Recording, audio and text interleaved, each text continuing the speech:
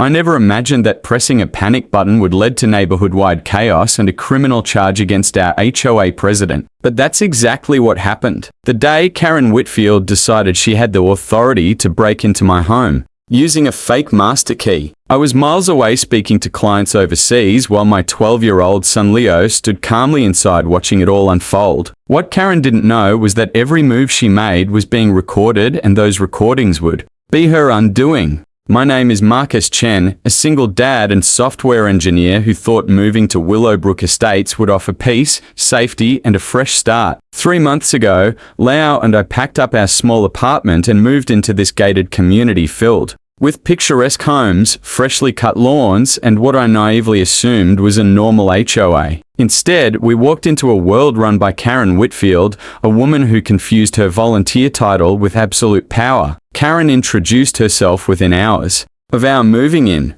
She showed up with a clipboard and a disapproving glance at our moving boxes, offering thinly veiled warnings about maintaining standards. At first, I brushed it off as typical suburban politics, but that changed the moment she laid eyes on Leo walking home alone from the bus stop. One afternoon, as I unloaded groceries, Karen marched up our driveway and in her trademark tone of forced concern said, "Single fathers often struggle with child supervision. Maybe you should consider after-school care." I politely explained that Leo was 12, mature for his age, and I worked remotely, monitoring him through our home's smart security system. She offered a smile that never reached her eyes and walked away, but I could feel it. This wasn't the end. Days later, she knocked again, claiming the HOA had rules forbidding children under 16 from being left home alone. I asked for the bylaw. She said it was under revision. The document never came. What did come, however, was an increase in Karen's surveillance. Every weekday around 3:45 p.m., her silver SUV would appear. Sometimes she'd slow roll past our house. Other times, she'd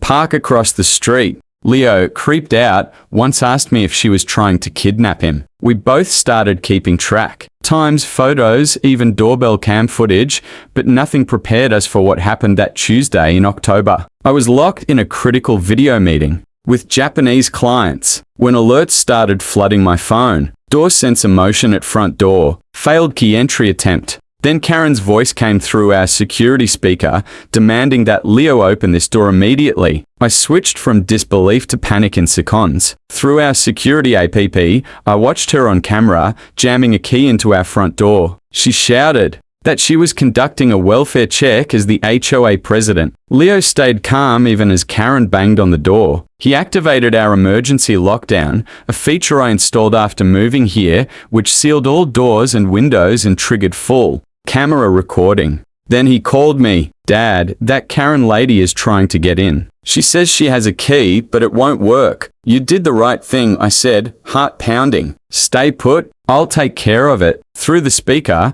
I told Karen she was trespassing and to leave immediately. That's when she made her biggest mistake. She called 911. She claimed an abandoned child was inside and in danger. The dispatcher told me when I called to explain the truth. Officers are already en route. I ended my call, dropped everything, and raced home. The 15-minute drive felt endless. When I arrived, 2 police cruisers were already in front of my house. Officer Martinez and Officer Thompson stood on the porch, arms crossed as Karen paced, frantically waving her phone and ranting about negligent parenting. Leo Perlin spoke to the officers through our Ring camera, telling them he was fine, doing homework, and didn't want to open the door to a stranger. Karen pointed at me as I stepped out of the car. "That's the father. He abandoned his child." Officer Martinez's expression didn't change. "Sir," he said calmly, "can we hear your side?" "Of course," I said, unlocking the door with my actual key. Karen's master one dangled uselessly in her hand. I let the officers in.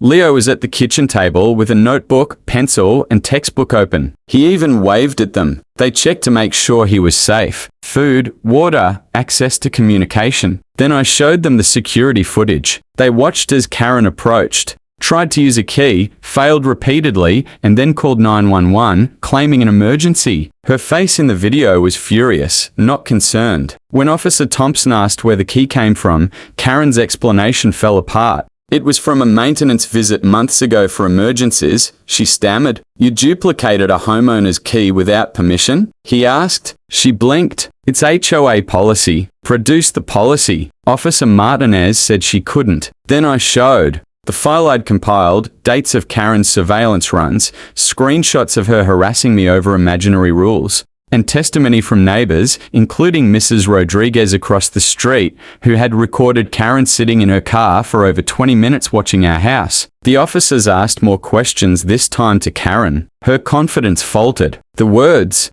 false report, unlawful entry, and trespassing were used. She turned pale. Neighbors had begun to gather, pretending to check their mail or water their lawns while clearly watching. Phones were out. I knew it was going to hit Facebook within the hour. When asked again for any bylaw that allowed her access to private homes, Karen mumbled that the document was at her house. Officer Thompson wasn't amused. No HOA agreement overrides state property laws. He said, "Ma'am, you're being cited for unlawful attempted entry and filing a false emergency report." Karen sputtered, "You can't. I'm the president." Irrelevant. Officer Martinez said, writing the citation. I told the officers I'd be pressing charges. When I mentioned my attorney would contact them, Karen visibly sagged. The next HOA meeting was packed like never before. Jacob Morrison, my attorney who specializes in HOA cases, accompanied me. He presented the evidence to the board in a calm, detailed manner. Karen sat stiffly at the head of the table,